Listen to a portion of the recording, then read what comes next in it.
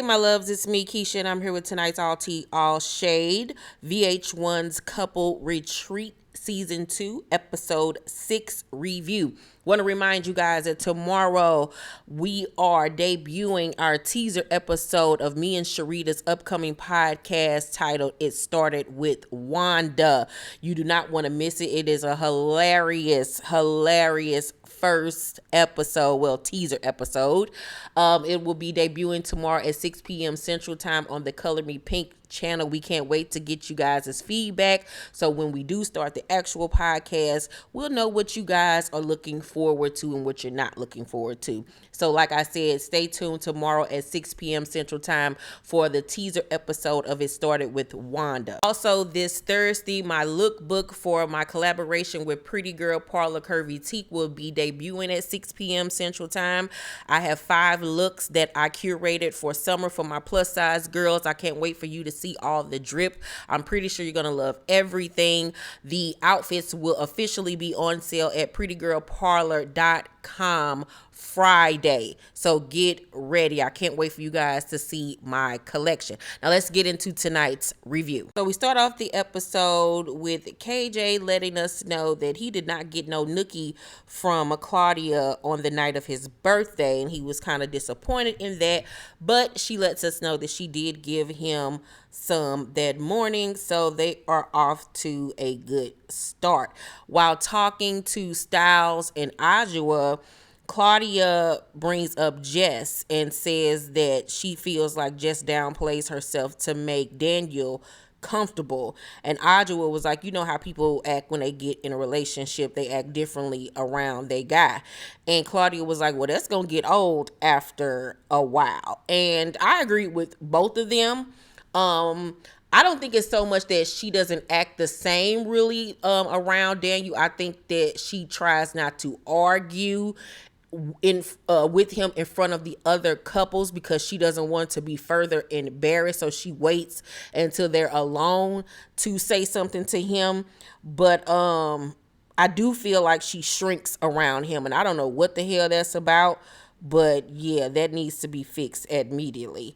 Jess says that after the exercises and stuff from the previous night that, you know, Daniel was, you know, hella into her and everything, and then he like shut down again later on that night. He says in his confessional that he had to take some time to decompress because he felt like everybody was jumping on him, and that she cares about the opinions of the other castmates, but he doesn't. And I'm like, well, nigga, why the fuck are you here? Like, he is annoying. He gets on my nerves. I'm sick of him. He's giving me fake ass baby face vibes. Like, I just don't know about this dude. Like, he corny as hell. And then he says that Claudia always drinking and clocking him, waiting to say something. And I was like, well, nigga, stop giving her ammunition to say something to you. Stop being a fucking asshole. And then maybe people won't have anything to say to you, but your behavior is fucking disgusting. So Shimari is embarrassed because, you know, she acted like a drunk fool the night before. She looked like a kid that was literally fearing getting a whooping. She woke up that next morning.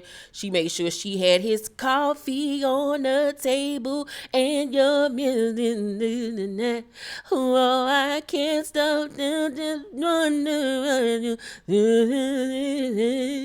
Yes, your eggs are over easy. I do not remember Superwoman, but yeah, she got up the next man being, oh, Ron, Superwoman. Cause she's not the kind of girl that you can let down and think that everything's okay. Ron, I am only human. I'm only human. I used to get sing the fuck out that song when I was a little girl. But anywho, so Ron comes back from his run because, you know, he needs to let off some steam. And she tells him that, you know, she acted a fool the night before, but she don't really remember what she said. I think that's an excuse. I think she know exactly what she said.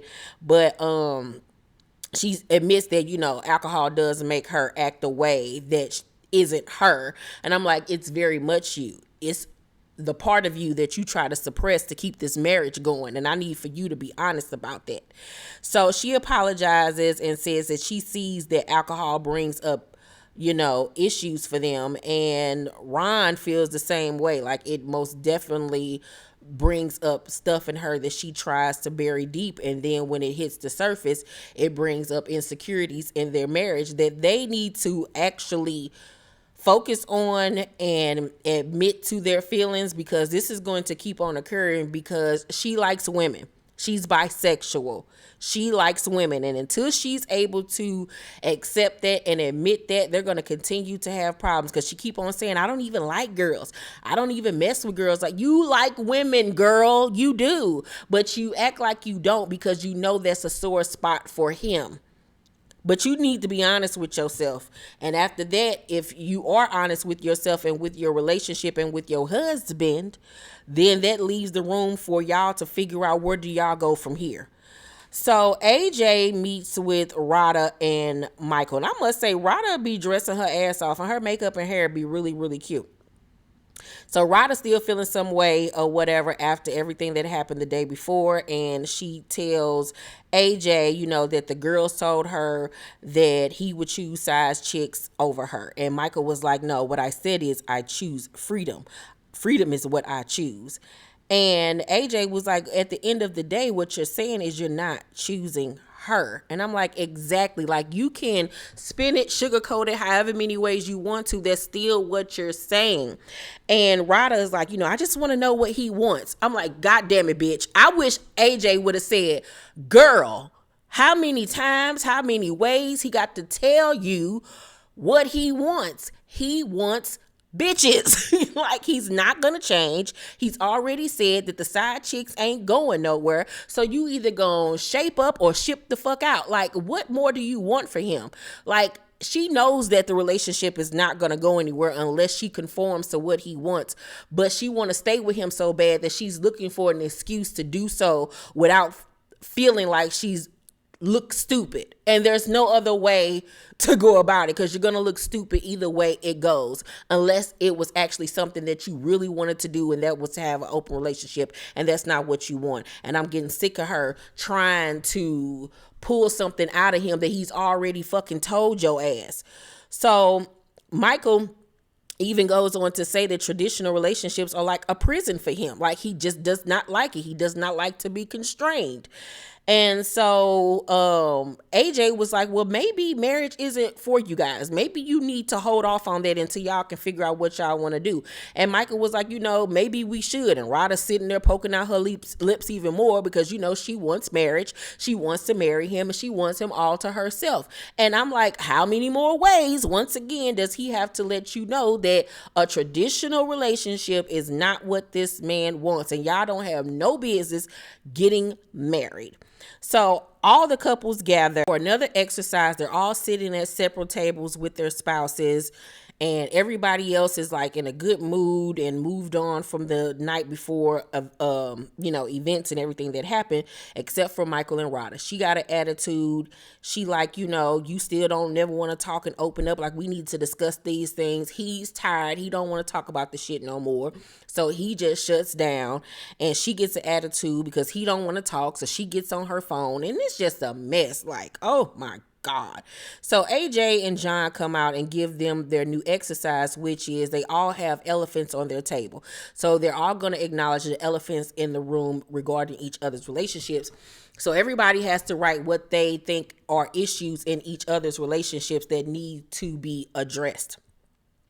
So Radha pretty much wrote down shit that had to do with her and Michael about, him and the side chicks and all of this stupid ass shit. And he knew she was the one that wrote it. And I'm like, I'm tired of you. So somebody wrote, KJ, why won't you live with Claudia? And I'm like, y'all been together for 3 years. Y'all need to figure this shit out as well, because y'all whole relationship is weird. Somebody said, Jess said to Danny that you don't take things seriously. And she admits that she was the one that wrote it. And she was like, you do pretend like, it's cool when you joke around and play when it's time to be serious. He gets an attitude and was like, you try to throw me out there. That shit is weak. Don't play with me. Not today. And then this nigga had the nerve to take off his glasses and look at her like, and what? Who gonna check me, boo? What the fuck you got to say, ho? Like, I'm looking, and she just looking at him, giving him the evil eye.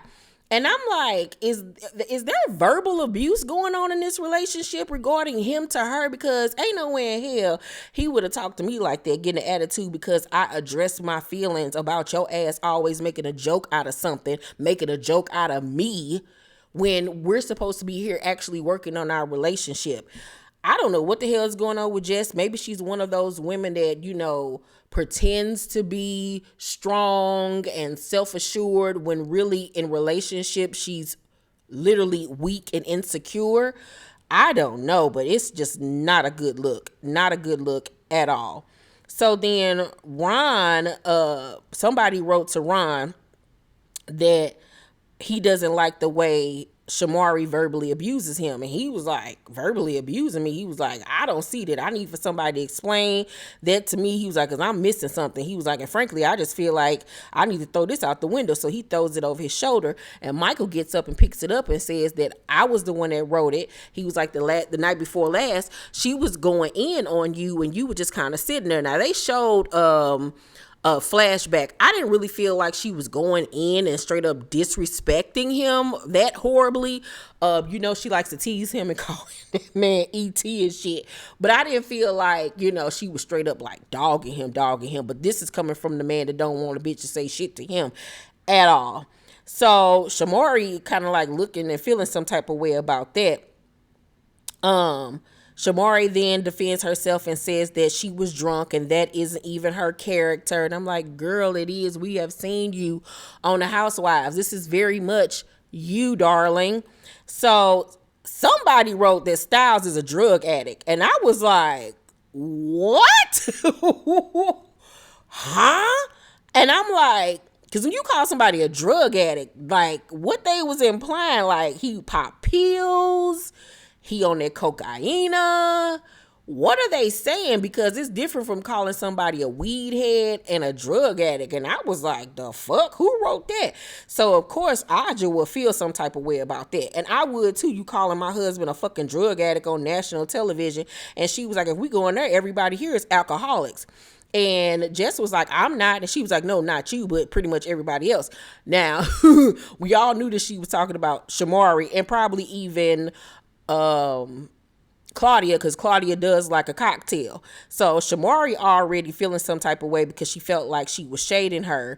And everybody at this point is starting to feel like Stiles and Audra is trying to act like their relationship is so perfect and not really revealing any of their tea. And Stiles says, if anything, we got more issues than all of y'all here. And he goes off about, should nobody be judging nobody else? And if somebody got something to say, just come and ask him.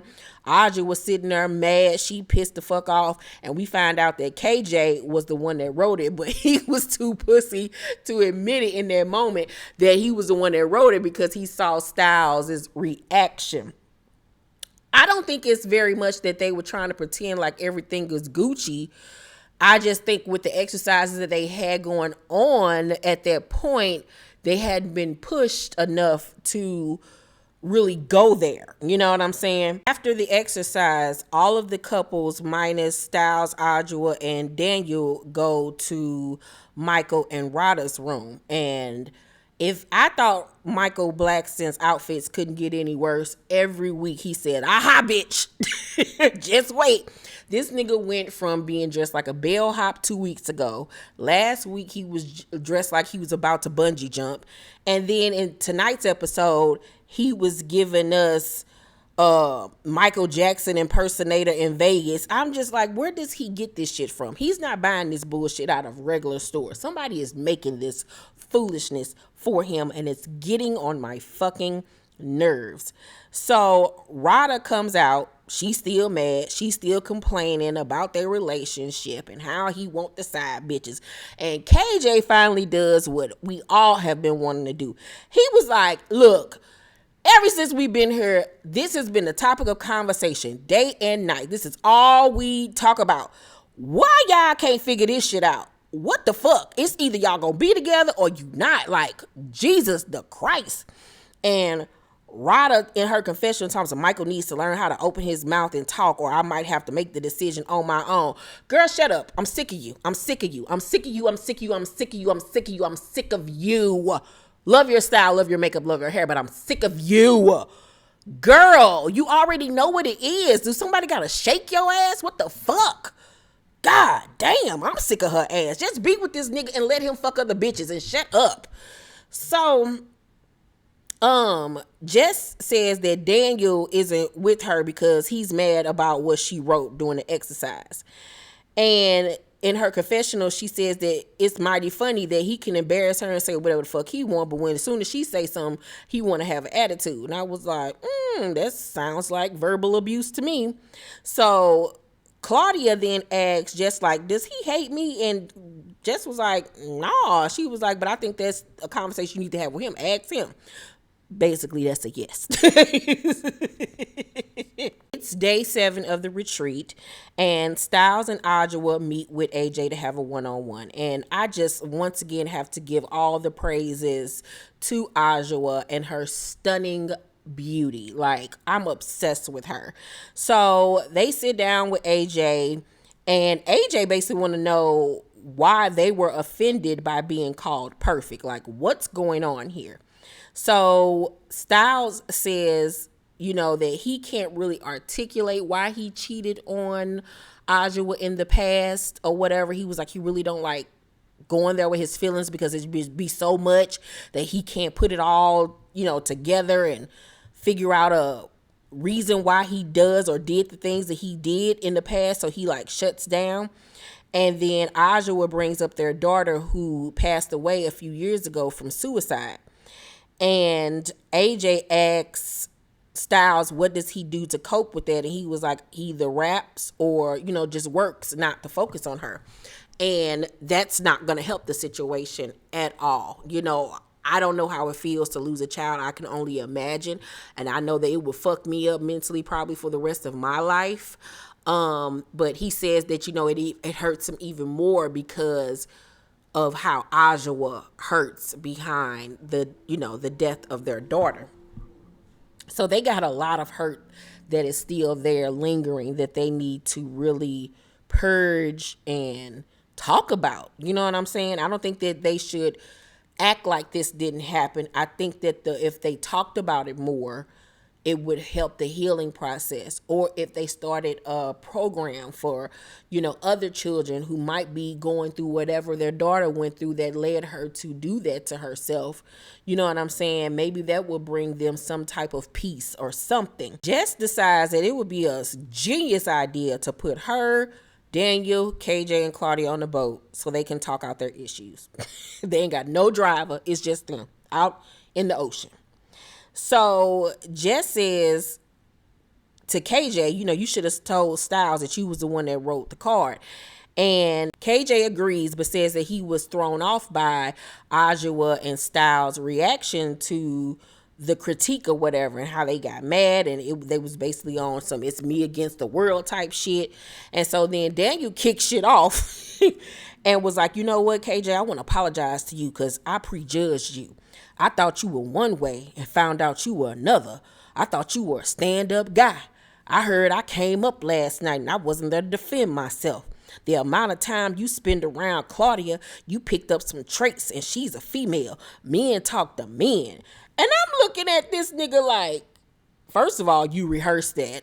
That wasn't even a read that came off the top of your brain. Like, you want to talk about female traits when you sat down and literally wrote out and mapped out a read for another man. But okay, girl. Okay, sis. With your pink on. You pretty little thing, you.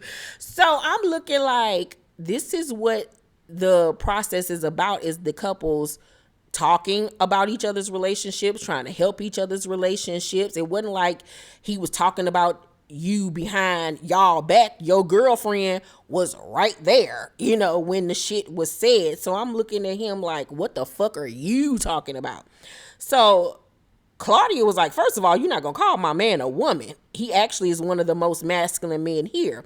Daniel was like, to you. baby, If I was Claudia and KJ, I would have pushed that nigga off the side of that goddamn boat because you got me fucked to the up. So KJ finally steps in, was like, I'm concerned for Jess like everybody else is, because the dynamic between you two is real spotty. Where's the consistency? And I 100% agree. Now, I know a lot of people were saying that Jess and Dude came on here for the check. Their relationship wasn't real. If she did this for a check, God bless her, because this was not a good look for her nor her career. That's why I don't believe this at all, because if anything, she comes across looking weak, looking meek, looking just crazy, letting this man talk to her any kind of way, embarrass the shit out of her, making her look like she ain't shit, like she unattractive. Like, I don't bit more believe that this was fake and that she chose to come on national television and allow some nigga that ain't nobody ever heard of clown her like this. So, Daniel then goes on to say, you're not allowed to make that call for me. Make what call for you? Y'all relationship is spotty. It is weird. It is inconsistent, sir. So Claudia was like, we're at a couples retreat. We're supposed to talk about each other. So Daniel was like, you just his publicist. And Claudia was like, and she's your come up. How about that? You invited this hostility by implying that my man is on some kind of bitch shit. He was like, nah, y'all did. I never said he was a bitch. I never say that. Nigga, that is what you just said. You're basically implying that her man act like a girl, act like a bitch, because he's apparently running his mouth and he shouldn't, even though everybody else in this house, including Styles and including Michael Blackston, have talked about your fucking relationship, but you ain't gonna step to them like that because they're celebrities. That's why you're not gonna say anything to them, puss ass nigga. Mind you, just sitting there looking like, did I do that? Just sitting there looking stupid in the face. At this point, it's real heated, and Claudia apologized to Jess. She was like, I apologize. It wasn't even meant to go this way. She was like, I just feel like her feelings have been hurt every single day we've been here on this retreat. And this selfish nigga, this psychotic ass nigga gonna have the nerve to say, Daniel, mind you, you don't get to feel for her. I have never, in the 40 years I've been on this earth, heard somebody tell somebody else that they're not allowed to feel compassion or concern for another person. Wow. If that ain't verbal abuse, I don't know what is.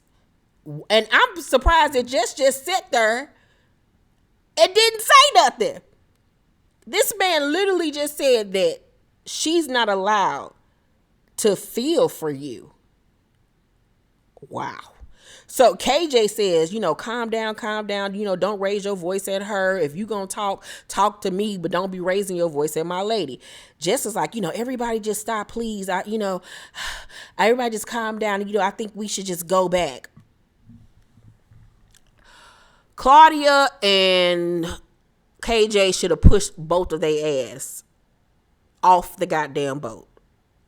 Just let them sink, because they're both embarrassments, like literally.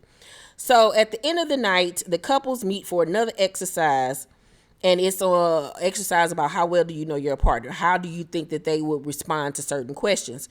So Jess in her confessional says that she even felt like Daniel did too much on the boat. He was wrong, and she can't believe he act like that. And it's just like he's intent on embarrassing her. And I'm like, well, shit, at this point, you're intent on letting him.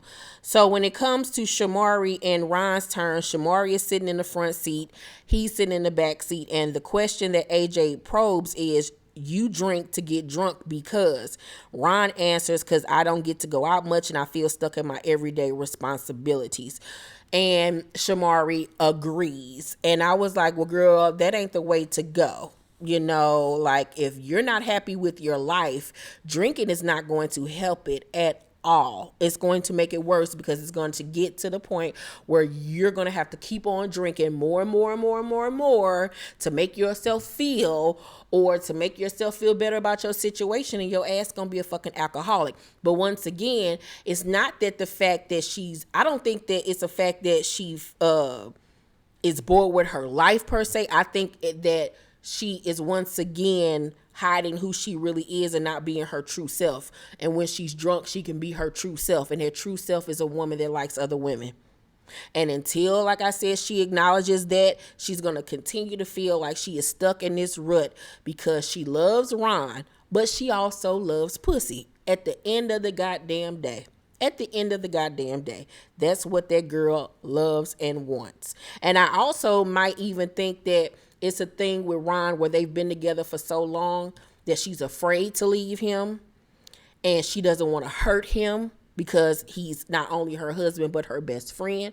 But I honestly think that Shimari wants to be with a woman. She's just used to the comfortability and the security of being with Ron, and she doesn't want to rock that boat because, let's be honest, he's the breadwinner. So that's how I feel. Do y'all agree? Let me know down below in the comment section. So AJ at this point does not like that Michael, Radha, Claudia, KJ, Jess, and Daniel were all making this exercise like a joke. At that point, the only person that had taken it seriously was Shimari and Ronnie. So it gets to be Audra and Styles' turn at this point. And Audra is sitting in the front seat. Styles is sitting in the back seat. And AJ asks, do you honestly believe Styles only cheated once? And Styles responds, I believe he cheated in his early years, but I do believe he was emotionally involved once. And Audrey's response to that was like, I didn't understand if she was saying like he was right, but he was wrong about this. I don't know. I don't think that she's being honest with herself either about the cheatation that was going on in the past. I think that she's trying to like avoid that at all costs because they're already on such shaky grounds because of everything that has happened with their daughter. So then Styles is in the front seat, and the question to him is, when it comes to the loss of your daughter, what do you miss the most? And Audra says, the things I miss the most is, she used to teach me. I miss raising her. She was a gift to me. And Styles is sitting there with his arms crossed, and he just was like, you're right. Like, you my dog. Like, and he reaches his hand back, and they, give each other a pound, and tears are just dripping from his eyes. And I broke down and cried like a baby because, woo, Lord. And he was like, I miss my baby girl. And he says that, Audra is such a strong woman and she was such a great mom. But he was like, that child was mine. I helped raise that girl. I loved her. He was like, and I miss her every day, and it's hard. And he says that once again, he just hates to see Audra was so broken. And everybody's crying. Literally, everybody's crying on the cast. I'm over here crying, taking notes and shit, boo-hooing. And I just really feel sorry for them. But I do believe that they need to be in extensive trauma therapy to deal with this big loss that they have gone through. I do believe that Audra and Styles are still very much in love with each other. But they do need to figure out a way to get over this hump. You know what I'm saying? It was a really good episode of Couples Retreat. I give tonight's episode an A. It was really good, but I'm sick of Daniel and I'm sick of Radha ass. They both need to go. I'm so sick of them. On next week's episode, Nick and his wife will be returning, or his fiance will be returning. I can't wait to see how things are going to play out with them. So let's talk down below in the comments section about tonight's episode. Let me know what you're thinking about everybody. You guys, make sure to thumbs up this video, like and subscribe, and hit that notification bell button. I love you guys, and I'll see you on the next video. Bye.